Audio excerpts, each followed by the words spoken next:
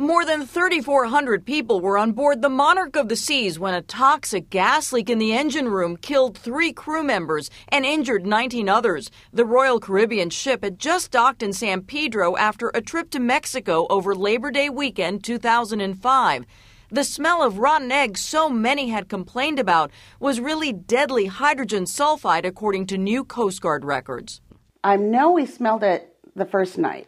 We first interviewed Moyna Wright of Woodland Hills 2 years ago. She was on that cruise and watched as the bodies of the dead were carried off. Despite the seriousness of the accident, Royal Caribbean set sail that night with only a few hours delay and a new set of passengers with the okay of the Coast Guard. That ship on that weekend, owned and managed by that cruise line, was not safe.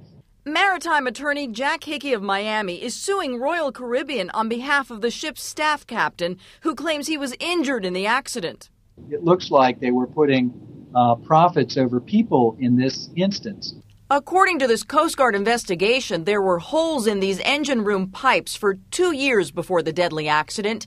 These photos taken by the Coast Guard document the extensive corrosion they say they found. The report concludes early signs of hazardous H2S gas were missed. It was totally crazy. We should never have sailed. Bjorn Idison was the staff captain on the Monarch of the Seas at the time.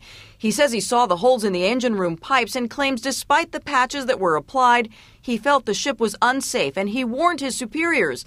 Idison talked to me from his home in Norway. But the cruise line knew about it and they ignored the danger. Idison claims he was fired after the deadly accident for complaining about the conditions. Royal Caribbean says he injured himself by going into the engine room without protective gear. RCI has tried to dismiss the lawsuit, insisting the claims are baseless.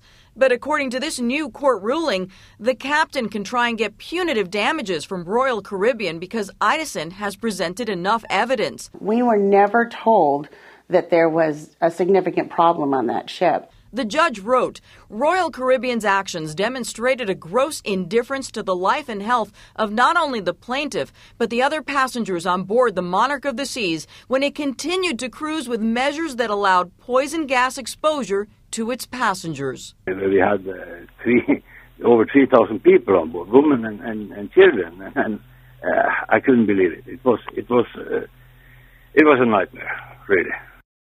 Royal Caribbean would not comment on the lawsuit, the captain's termination, or the judge's order. But 2 years ago, when we first started investigating this incident, they told us the lawsuit was baseless and that safety was their top priority.